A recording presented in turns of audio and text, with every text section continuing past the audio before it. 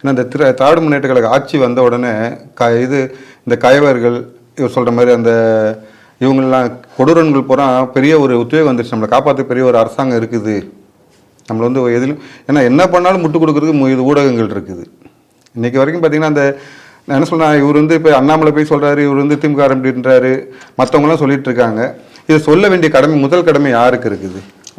ஊடகங்களுக்கு இருக்குது. பத்திரிகை துறை வந்து தன்னுடைய புலனாய்வு பத்திரிகைன்றாங்க. இந்த ஒருத்தர் மீசி வச்சு சுற்றிட்டு இருப்பாரு, அந்த நக்கீரன் கோபால் காணாம போன பொண்டாட்டி இன்னும் கண்டுபிடிக்க முடியல, அவர் வந்து மூத்த பத்திரிகையாளர் அப்படின்னு சொல்லிட்டு அவரெல்லாம் என்ன பண்ணிட்டு இருக்காரு.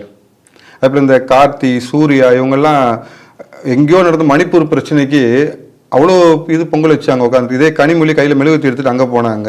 எனக்கு தெரிஞ்சு அவங்க இந்த அண்ணா யூனிவர்சிட்டிக்கு போகலாம் கையில் மெழுகுத்தி எடுத்துட்டு நைட்டு. ஞானசேகரன் வராமல் இருந்திருப்பான். நீ மெழுகுத்தி எடுத்துட்டு அங்கே போனதுக்கு அண்ணா யூனிவர்சிட்டி கையில் மெழுகுத்தி எடுத்துட்டு போயிருந்தா கனிமொழி மெழுகுத்தி எடுத்துட்டு வர்றாங்கன்ட்டு இந்த ஞானசேகரன் பண்ணுறவங்க போயிருக்க மாட்டாங்க அங்கே.